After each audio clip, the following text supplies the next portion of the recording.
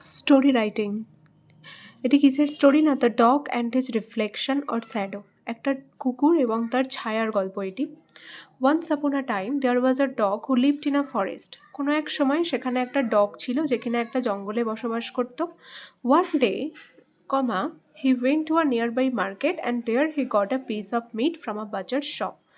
একদিন সে মার্কেটে যায় কাছাকাছি এবং সেই মার্কেটের এক কসাইয়ের দোকান থেকে সে এক পিস মাংসের টুকরো পায়।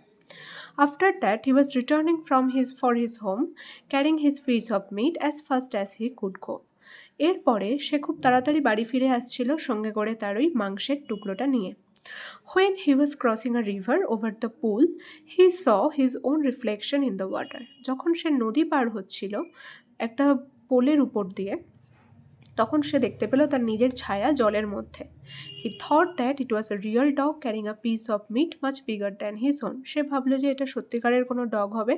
তার ছায়াটাকে দেখে সে ভাবলো যে এটা কোনো সত্যিকারের ডগ হবে, যে কিনা একটা পিস মিটের নিয়ে আসছিল, যে পিসটা তার থেকেও বড় মনে হচ্ছিল ওই ছায়াটাতে। The dog was greedy.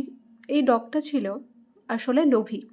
He plan to snatch the meat from his own reflection. সে পরিকল্পনা করলো যে সেই মাংসের টুকরোটা ছিনিয়ে নেবে। স্ন্যাচ মানে ছিনিয়ে নেবে তার নিজের ছায়ার কাছ থেকে, রিফ্লেকশনের কাছ থেকে। So he jumped into the water and lost his own meet.